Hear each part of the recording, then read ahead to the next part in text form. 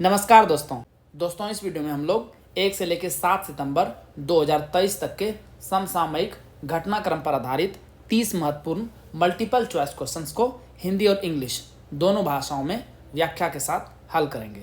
MPN academy का Telegram page अवश्य join करें। टेलीग्राम पर सर्च कीजिए एमपीएन एकेडमी, इस प्रकार से लोगो दिखेगा। क्या क्या मिलेगा आपको इसमें? बीपीएससी से संबंधित अपडेटेड न्यूज आपको मिलेगी। बीपीएससी प्रिपरेशन से संबंधित स्ट्रेटजी और प्लानिंग की पीडीएफ आपको फ्री में उपलब्ध कराई जाती है।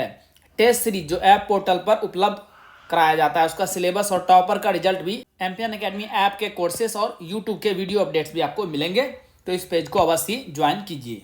पहला प्रश्न है, डूरंड कप 2023 का खिताब किस टीम ने जीता? Which team has won the title of Durand cup 2023? The right answer is option number C, Mohun Bagan super giant ने कोलकाता के साल्ट लेक स्टेडियम में ईस्ट बंगाल को 1-0 से हराकर डूरंड कप 2023 का खिताब अपने नाम कर लिया। मोहन बागान ने इससे पहले वर्ष 2000 में डूरंड कप का खिताब जीता था। 132वें संस्करण का आयोजन भारत के सशस्त्र बलों द्वारा किया गया, जिसमें 24 टीमों ने भाग लिया। इस फुटबॉल टूर्नामेंट की शुरुआत वर्ष 1888 में सर हेनरी मोटिमर डूरंड द्वारा शिमला में की गई थी, जो तत्कालीन भारत सरकार के विदेश सचिव थे। यह भारत में सबसे पुराना तथा विश्व का तीसरा सबसे बड़ा पुराना फुटबॉल टूर्नामेंट है। प्रोजेक्ट 17A के हिस्से के रूप में भारतीय नौसेना के अंतिम स्टील्थ फ्रिगेट को किस नाम से लॉन्च किया गया है? By what name has the last stealth frigate of the Indian navy built as part of project 17A been launched? The right answer is option number D, Mahendragiri. भारतीय नौसेना के प्रोजेक्ट 17A महेंद्रगिरी के तहत 7वां स्टील्थ फ्रिगेट 1 सितंबर को मुंबई में launch कर दिया गया। Mazagon dock ship builders limited में निर्मित इस जहाज को आत्मनिर्भर भारत विचार की दिशा में आगे बढ़ने के हिस्से के रूप में विकसित किया गया था। इस जहाज का नाम ओडिशा राज्य में स्थित पूर्वी घाट की एक पर्वत चोटी के नाम पर रखा गया है। डाइविंग सपोर्ट क्राफ्ट डीएससी परियोजना का पहला डीएससी A20 यार्ड 325 किस नदी में लॉन्च किया गया? DSC A25 yard 325 the first ship of the diving support craft DSC project was launched in which river? The right answer is option number B, Hooghly, Kolkata में। वर्ष 2021 में 5 डीएससी के निर्माण के लिए रक्षा मंत्रालय और मेसर्स टीटागर वैगन्स लिमिटेड के बीच एक अनुबंध पर हस्ताक्षर किए गए। इन विशेष जहाज़ों को बंदरगाहों और तटीय जल में परिचालन तथा प्रशिक्षण, गोताखोरी संचालन करने के लिए डिजाइन किया गया है। परियोजना का लक्ष्य वित्त वर्ष 2024-25 के दौरान भारतीय नौसेना को सभी 5 डीएससी प्रदान करना है। उपयोग किए जाने वाले अधिकांश उपकरण स्वदेशी निर्माताओं से प्राप्त किए जाते हैं। शिक्षा मंत्रालय ने नई दिल्ली में एनसीईआरटी और यूनेस्को द्वारा संयुक्त रूप से विकसित किस नई कॉमिक बुक का अनावरण किया गया? Which new comic book jointly developed by NCERT and UNESCO was unveiled by the Education Ministry in New Delhi? The right answer is option number B. आइए आगे बढ़ें, लेट्स मूव फॉरवर्ड। यह साझेदारी school स्वास्थ्य और कल्याण कार्यक्रम के उद्देश्यों को आगे बढ़ाने की दिशा में महत्वपूर्ण कदम है। इसे वर्ष 2018 में आयुष्मान भारत अभियान के हिस्से के रूप में शुरू किया गया था। इसका उद्देश्य स्वास्थ्य शिक्षा प्रदान करना, बीमारियों की रोकथाम और स्वास्थ्य सेवाओं तक पहुँच में सुधार करना है। वर्ष 2023 का प्रतिष्ठित रेमन मैग्सेसे पुरस्कार किस भारतीय को प्रदान किया गया है? Which Indian has been awarded the prestigious Ramon Magsaysay award for the year 2023? The right answer is option number B, doctor R Ravi Kannan. Assam के Cachar cancer hospital and research centre के निदेशक surgical oncologist Padmashri doctor R Ravi Kannan को वर्ष 2023 का प्रतिष्ठित Ramon Magsaysay पुरस्कार प्रदान किया गया। इन्हें यह पुरस्कार जन केंद्रित तथा गरीबों के कल्याण हेतु कार्यक्रमों के माध्यम से असम में कैंसर के उपचार में क्रांति लाने हेतु प्रदान किया गया है। इस पुरस्कार को 1957 में एशिया के सर्वोच्च सम्मान तथा प्रमुख पुरस्कार के रूप में स्थापित किया गया। यह पुरस्कार अंतर्राष्ट्रीय स्तर पर एशिया के नोबेल पुरस्कार के समकक्ष माना जाता है। यदि आप 17वीं बीपीएससी परीक्षा के करंट अफेयर्स का पीडीएफ प्राप्त करना चाहते हैं तो इसके बारे में जानकारी यहाँ दी जा रही है। लेकिन आइए इससे पहले जानते हैं कि एमपीएन एकेडमी ऐप ही क्यों? क्योंकि दोस्तों हमने करके दिखाया है। 2020 से लेकर के 2022 तक सिर्फ करंट अफेयर्स का पीडीएफ कोर्स ही एमपीएन एकेडमी ऐप पर उपलब्ध था, जिसमें हर एग्जाम में लगभग 30 प्रश्न टैली हुए हैं। आप वीडियो पॉज करके देख सकते हैं सभी एग्जाम्स की डिटेल। 68वीं और 69वीं बीपीएससी के लिए, जो कि 2023 में आयोजित किया गया था, diamond static GK test series भी प्रोवाइड किया गया करंट अफेयर्स के अलावा। और 30 से बढ़ करके ये टैली चला गया है 45। और इस बार 70वीं बीपीएससी के लिए हमने एनसीईआरटी का कोर्स लॉन्च किया है और असली धमाका होगा 2024 में। तीनों कोर्स मिला करके 70वीं बीपीएससी में हमारा टैली का टारगेट है 120, यानी 150 में से 120 प्रश्न टैली करना है और सिलेक्शन को पक्का करना है। दोस्तों, इन एग्जाम्स में एम्पियन एकेडमी ऐप से टैली किए गए सारे प्रश्नों की पूरी डिटेल वीडियो के रूप में आपको टेलीग्राम पेज पर मिल जाएगी। साल भर का करंट अफेयर्स आप केवल 18 घंटे में रिवाइज कर पाएंगे। क्या क्या मिलेगा आपको? 3 तरह के कंटेंट मिलेंगे। वीकली करंट एमसीक्यूज नेशनल और इंटरनेशनल का, एक पीडीएफ को रिवाइज करने में 6 मिनट का समय लगेगा।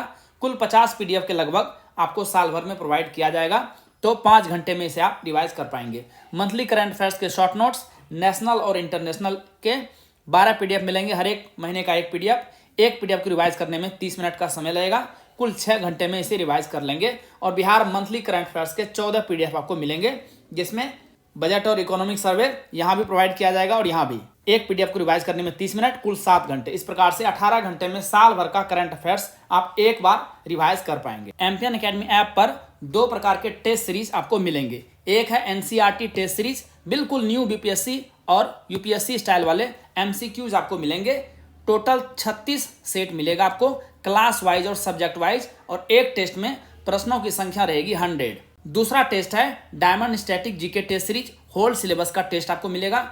एक टेस्ट में 120 प्रश्न रहेंगे और सेट की संख्या रहेगी 25। दोनों टेस्ट सीरीज आपको निगेटिव मार्किंग के साथ उपलब्ध है। आपको 70वीं बीपीएससी प्रारंभिक परीक्षा के ये पीडीएफ और टेस्ट सीरीज मिलेगा कैसे? गूगल प्ले स्टोर पर एम्पियन एकेडमी टाइप कीजिए, इस तरह का लोगो दिखेगा, ऐप को इंस्टॉल कीजिए। ओटीपी देने के बाद ऐप खुलेगा। स्टोर सेक्शन में नीचे चले जाइएगा, वहां पर आपको कोर्सेस मिलेंगे। 3 प्रकार के कोर्सेस उपलब्ध हैं। करंट अफेयर्स पीडीएफ कोर्स 70वीं बीपीएससी के लिए, टेस्ट सीरीज 2 प्रकार के एनसीईआरटी और diamond static GK test series.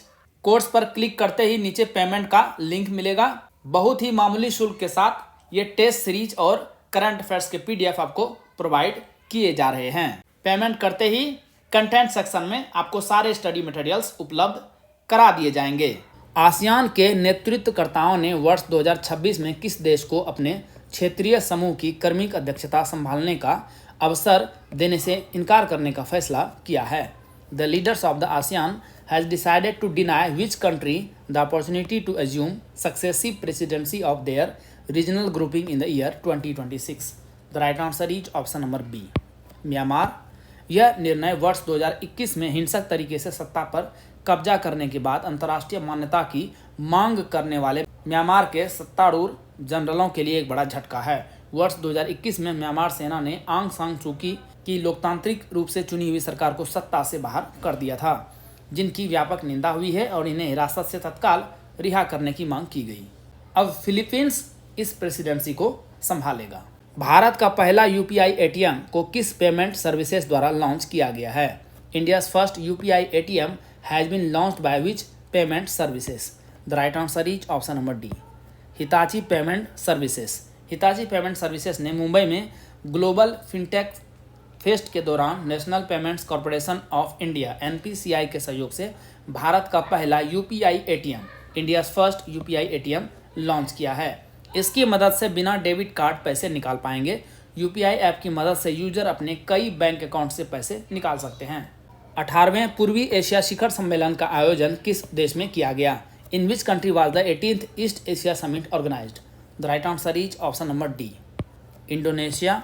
Bharat के प्रधानमंत्री ने 7 सितंबर 2023 को जकार्ता, इंडोनेशिया में आयोजित 20वें दक्षिण पूर्व एशियाई राष्ट्र संघ यानी आसियान भारत शिखर सम्मेलन और 18वें ईस्ट एशिया समिट में भाग लिया। दोनों पक्षों ने 2025 तक आसियान भारत गुड्स एग्रीमेंट समझौते की समीक्षा पूरी करने के लिए भी प्रतिबद्धता जताई है।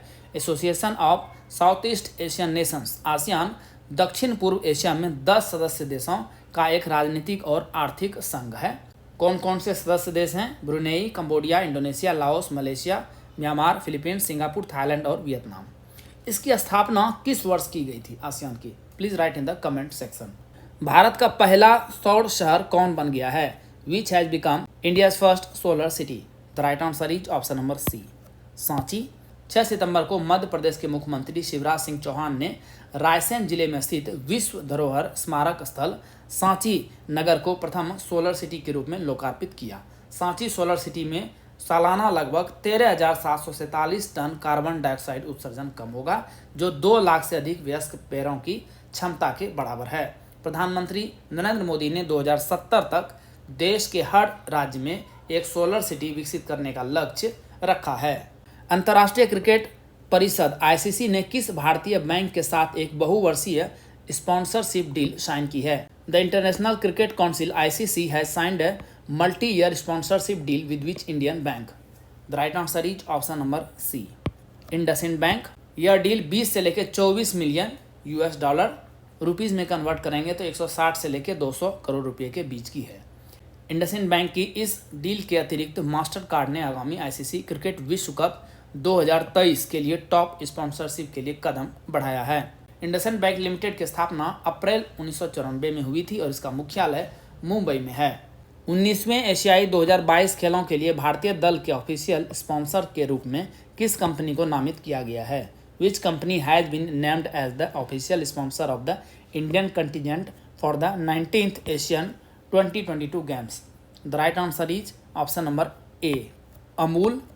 19वें एशियाई खेल 23 सितंबर से 8 अक्टूबर 2023 तक हांगझू चीन में आयोजित किए जाएंगे। 19वें एशियन गेम्स 2022 में 40 खेलों में 482 इवेंट कराए जाएंगे। यह पिछले वर्ष यानी 2022 में ही आयोजित होने वाला था, लेकिन कोविड-19 के कारण इसे स्थगित कर दिया गया था ओलंपिक की तरह। इंटरनेशनल ई स्पोर्ट फेडरेशन की आम सभा ने किस भारतीय को 3 साल के कार्यकाल के लिए अपनी सदस्यता समिति में चुना है? Which Indian has been elected by the general assembly of the international e sports federation to its membership committee for a 3-year term? The right answer is option number A, Lokesh Suji. ये e sports federation of India के निदेशक और Asian ई sports federation के उपाध्यक्ष हैं। यह पहली बार है जब कोई भारतीय इंटरनेशनल ई स्पोर्ट्स फेडरेशन की सदस्यता समिति का हिस्सा बना है। सूजी की नियुक्ति के लिए चुनाव रोमानिया के यासी में 28 अगस्त को ऑर्डिनरी जनरल मीटिंग के दौरान आयोजित किए गए थे, जहां 70 मतदान और वर्तमान सदस्यों में से 42 सदस्य देशों के बहुमत ने इनके चयन के पक्ष में मतदान किया था। छात्रों, शिक्षकों और उद्यमियों की पीढ़ी को सशक्त बनाने के लिए शिक्षा, कौशल विकास और उद्यमिता मंत्रालय द्वारा किस कंपनी के साथ समझौता किया गया है? With which company has the ministry of education, skill development and entrepreneurship signed an agreement to empower the generation of students, teachers and entrepreneurs? The right answer is option number A, Meta.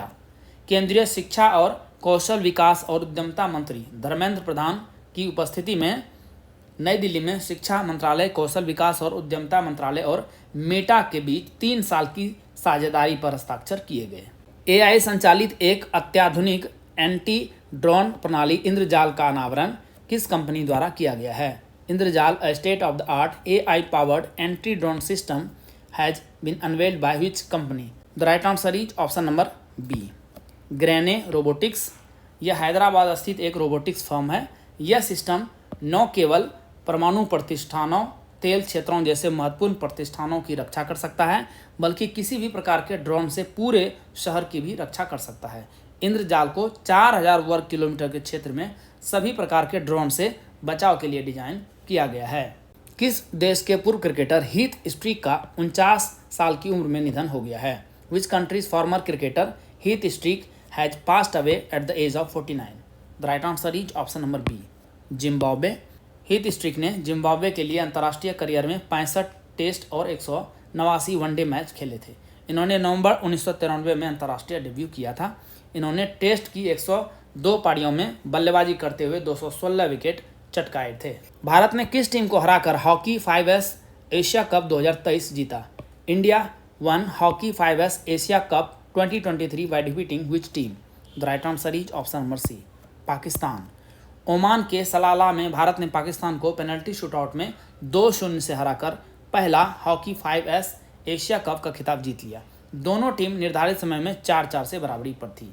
इस जीत के साथ भारत ने FIH पुरुष hockey 5S विश्व cup Oman 2024 में अपनी जगह भी पक्की कर ली है। हॉकी इंडिया के अध्यक्ष अभी वर्तमान में कौन है? Please write in the comment section.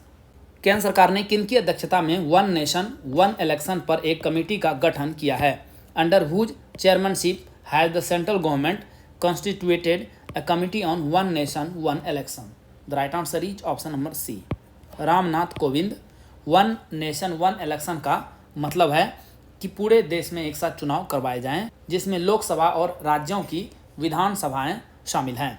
Committee की अध्यक्षता पूर्व राष्ट्रपति रामनाथ कोविंद करेंगे और इसमें गृह मंत्री अमित शाह, लोकसभा में कांग्रेस नेता अधीर रंजन चौधरी, राज्यसभा में विपक्ष के पूर्व नेता गुलाम नबी आज़ाद और वित्त आयोग के पूर्व अध्यक्ष एन.के. सिंह सदस्य होंगे। एशिया और भारत के लिए वर्ष 2023 के लिए माइक्रोसॉफ्ट सुपर स्टार अवार्ड किसे दिया गया है? Who has been given the Microsoft Superstar Award for the year 2023 for Asia and India? The right answer is option number A, Cloud That। Microsoft द्वारा शुरू किया गया सुपरस्टार अभियान प्रशिक्षण और अपस्किलिंग प्रशिक्षण के क्षेत्र में अपने भागीदारों की असाधारण उपलब्धियों को पहचानने और जश्न मनाने का एक मंच रहा है। यह अभियान दुनिया भर से दिलचस्पी जगाता है क्योंकि उद्यम अप्रैल, मई और जून के महीने में अपनी बिक्री को मजबूत साबित करने के लिए तैयार रहते हैं जब यह अभियान चलाया जाता है। क्लाउड दैट ने अपने माइक्रोसॉफ्ट अपस्किलिंग पाठ्यक्रमों में 1 लाख से अधिक पेशेवरों को सफलतापूर्वक प्रशिक्षण देकर एक अभूतपूर्व मील का पत्थर हासिल किया, इसीलिए इसे ये अवार्ड दिया गया है। ज्यूरिख डायमंड लीग 2023 में पुरुषों के भाला फेंक प्रतियोगिता में प्रथम स्थान किसने हासिल किया? Who won the first position in men's javelin throw competition at Zurich Diamond League 2023? The right answer is option number C, Jakub Vadlejch. Olympic champion और मौजूदा विश्व चैंपियन भारतीय भाला फेंक एथलीट नीरज चोपड़ा पुरुषों के जेवलिन थ्रो में 85.71 मीटर के सर्वश्रेष्ठ थ्रो के साथ ज्यूरिख डायमंड लीग चैंपियनशिप में दूसरे स्थान पर रहे। चेक रिपब्लिक के जैकब वाडलेच 85.86 मीटर के साथ पहला स्थान हासिल किया। जर्मनी के जूलियन वेबर तीसरे स्थान पर रहे। इस परिणाम के साथ ही 2023 सीजन में नीरज चोपड़ा का लगातार जीत हासिल करने का सिलसिला भी समाप्त हो गया। आकाशवाणी एवं समाचार सेवा प्रभाग NSD के प्रधान महानिदेशक का पदभार किसने ग्रहण किया है? Who has assumed the charge of principal director general of All India Radio and News Services Division NSD? The right answer is option number B, Vasudha Gupta. Akashvani के महानिदेशक एन वेणुधर रेड्डी सेवानिवृत्त हो गए। भारतीय सूचना सेवा की 1989 बैच की वरिष्ठ अधिकारी डॉक्टर वसुधा गुप्ता ने आकाशवाणी एवं समाचार सेवा प्रभाग के प्रधान महानिदेशक का पदभार ग्रहण किया है। इससे पहले यह आकाशवाणी में महानिदेशक के पद पर कार्यरत थी। इन्होंने प्रेस सूचना ब्यूरो PIB के महानिदेशक के रूप में भी कार्य किया है। वित्त उद्योग विकास परिषद FIDC के नए अध्यक्ष के रूप में किसे नियुक्त किया गया है? Who has been appointed as the new chairman of Finance Industry Development Council FIDC? The right answer is option number C, Umesh Revankar. Mumbai में बुलाई गई एक बैठक में FIDC की प्रबंध समिति ने उमेश रेवांकर, जो वर्तमान में श्रीराम फाइनेंस लिमिटेड के कार्यकारी उपाध्यक्ष के रूप में कार्य करते हैं, को FIDC के नए अध्यक्ष के रूप में नियुक्त किया है। गृह लक्ष्मी योजना किस राज्य में शुरू की गई है? In which state Gruha Lakshmi Yojana has been started? The right answer is option number A, Karnataka. Karnataka की राज्य सरकार ने मैसूर में महिलाओं के लिए एक सामाजिक कल्याण योजना गृह लक्ष्मी योजना शुरू की। इसके तहत एक परिवार की महिला मुखिया को सरकार से प्रति माह 2,000 रुपये मिलेंगे। ये महिलाओं के लिए भारत की सबसे बड़ी मनी ट्रांसफर योजना है। इस योजना के जरिए कर्नाटक में लगभग 1.25 करोड़ महिला परिवार प्रमुखों को फायदा मिलने की उम्मीद है। ये योजना महिलाओं की सहायता और इनकी आजीविका में सुधार के लिए शुरू की गई है। रेलवे बोर्ड की पहली महिला अध्यक्ष और CEO के रूप में किसे नियुक्त किया गया है? Who has been appointed as the first woman chairman and CEO of railway board? The right answer is option number D, Jaya Varma Sinha. यह इस स्थान पर अनिल कुमार लाहौटी की जगह लेंगी। हाल में ओडिशा के बालासोर में हुई भीषण ट्रेन दुर्घटना के बाद जया ने ही जटिल सिग्नल प्रणाली के बारे में मीडिया को ब्रीफ किया था। इस बड़े रेल हादसे में 300 लोगों की मौत हो गई थी। रेलवे बोर्ड रेलवे में निर्णय लेने वाली शीर्ष संस्था है। जया ने 1988 में भारतीय रेलवे यातायात सेवा IRTS को ज्वाइन किया था। स्पेशल प्रोटेक्शन ग्रुप SPG के निदेशक कौन थे जिनका हाल ही में निधन हो गया है? Who was the director of special protection group SPG who passed away recently? The right answer is option number D, Arun Kumar Sinha. Special protection group SPG के निदेशक अरुण कुमार सिन्हा का गुरुग्राम के एक अस्पताल में निधन हो गया। वह 61 वर्ष के थे और काफ़ी समय से बीमार चल रहे थे। ये 1987 बैच के केरल कैडर के IPS अधिकारी थे। किस राज्य के सबसे लंबे फ्लाईओवर नीलाचल फ्लाईओवर का अनावरण हाल ही में किया गया है? Which state's longest flyover Nilachal flyover has been unveiled recently? The right answer is option number B, Assam. Assam के मुख्यमंत्री हेमंत बिश्व शर्मा ने राज्य के सबसे लंबे फ्लाईओवर का उद्घाटन किया, जिसका नाम नीलाचल पहाड़ियों के नाम पर नीलाचल फ्लाईओवर रखा गया है। इसकी कुल लंबाई 2.63 किलोमीटर है और यह गुवाहाटी में मालीगांव चरियाली से कामाख्या गेट तक बनाया गया है। इसका निर्माण 420 करोड़ रुपए की लागत से लगभग हुआ है और इसे 35 महीने की अवधि में बनाया गया है। ब्रिस ओलीगुई नगुएमा ने किस देश के अंतरिम राष्ट्रपति के रूप में शपथ ली है? Brice Oligui Nguema has been sworn in as the interim president of which country? The right answer is option number A, Gabon. Gabon के सैन्य नेता ब्रिस ओलीगुई ने देश के अंतरिम राष्ट्रपति के रूप में शपथ ली है। हाल ही में गैबन के जनरल नगुएमा के नेतृत्व में सैन्य अधिकारियों ने गैबन के राष्ट्रपति अली बोंगो को पद से हटाकर सत्ता पर कब्जा कर लिया था। गैबन अटलांटिक तट के किनारे स्थित एक मध्य अफ्रीकी देश है। इसकी राजधानी है लिब्रेविल। हुलोंगापार गिब्बन अभयारण्य किस राज्य में स्थित है? In which state is Hollongapar Gibbon Sanctuary located? The right answer is option number A, Assam. यह अभयारण्य, जिसे पहले गिब्बन वन्य अभयारण्य कहा जाता था, असम के जोरहाट जिले में स्थित एक वन्य अभयारण्य है। इसका नाम यहाँ पर पाए जाने वाले हुलो गिब्बन पर रखा गया है, जो भारत की एकमात्र कपी जाति है। अभी न्यूज में क्यों है? प्राइमेटोलॉजिस्ट ने 1.65 किलोमीटर लंबे रेलवे ट्रैक का मार्ग बदलने का प्रस्ताव दिया है, जो पूर्वी असम में हुलोंगापार गिब्बन अभयारण्य को 2 असमान हिस्सों में विभाजित करता है। इस अभयारण्य में पश्चिमी हुलॉग गिब्बन पाए जाते हैं। गिब्बन दक्षिण पूर्व एशिया के उष्णकटिबंधीय और उपोष्णकटिबंधीय जंगलों में पाए जाते हैं तथा इन्हें सभी वानरों में सबसे छोटे एवं समझदार वानरों के रूप में भी जाना जाता है। किस संस्था के द्वारा संचालित शिक्षण प्रशिक्षण कार्यक्रम मालवीय मिशन की शुरुआत की गई है? Teacher training programme Malaviya mission run by which organisation has been started? The right answer is option number A, UGC। केंद्रीय शिक्षा मंत्री धर्मेंद्र प्रधान ने भारत में शिक्षा के स्तर में सुधार के लिए एक महत्वपूर्ण कदम के रूप में नई दिल्ली के कौशल भवन में मालवीय मिशन शिक्षण प्रशिक्षण कार्यक्रम की शुरुआत की। शिक्षा मंत्रालय के साथ साझेदारी में विश्वविद्यालय अनुदान आयोग यानी यूनिवर्सिटी ग्रांट कमीशन UGC द्वारा संचालित यह महत्वाकांक्षी परियोजना देश के उच्च शिक्षा संस्थानों में संकाय क्षमता निर्माण और शिक्षक तैयारी कार्यक्रमों को बदलने का प्रयास करती है। इसका उद्देश्य पूरे भारत में 15 लाख शिक्षकों को राष्ट्रीय शिक्षा नीति NEP के लक्ष्यों को पूरा करने के लिए आवश्यक कौशल से युक्त करना है। मानव संसाधन विकास केंद्रों HRDC का नाम बदलकर मदन मोहन मालवीय शिक्षक प्रशिक्षण केंद्र करने की भी घोषणा की गई। श्रीहरिकोटा के सतीश धवन अंतरिक्ष केंद्र में हर लॉन्च मिशन के काउंटडाउन को आवाज देने वाली किस वैज्ञानिक का निधन हो गया है? Which scientist who used to voice the countdown of every launch mission at Satish Dhawan space centre Sriharikota has passed away? The right answer is option number A, N Valarmathi. Chandrayaan 3 की लॉन्चिंग जो 14 जुलाई को की गई थी के दौरान इसके काउंटडाउन को आवाज देने वाली इसरो साइंटिस्ट N वलारमथी का दिल का दौरा पड़ने से चेन्नई में निधन हो गया। यह इनकी आखिरी काउंटडाउन आवाज थी। वलारमथी की गिनती इसरो के प्रमुख वैज्ञानिकों में की जाती थी। इन्होंने इसरो के कई सैटेलाइट लॉन्च को आवाज दी थी, लेकिन अब यह आवाज हमेशा के लिए खामोश हो गई है। दोस्तों, जैसा कि बताया गया है, इस वीडियो लेक्चर का PDF आपको हिंदी और इंग्लिश दोनों भाषाओं में फुल डिस्क्रिप्शन के साथ एमपीएन अकेडमी ऐप पर प्राप्त होगा। दोस्तों, इन PDF के सहारे आप इस वीडियो लेक्चर को आसानी से 5 से 6 मिनट में रिवाइज कर पाएंगे, जिससे आपका बहुत सारा समय बचेगा, जिसे आप स्टैटिक पोर्शन पर खर्च कर सकते हैं और अपने टाइम को बेटर मैनेज कर सकते हैं। दोस्तों, एमपीएन अकेडमी ऐप का लिंक आपको इस वीडियो के डिस्क्रिप्शन बॉक्स और पिन्ड कमेंट सेक्शन में प्रोवाइड करा दिया जा रहा है।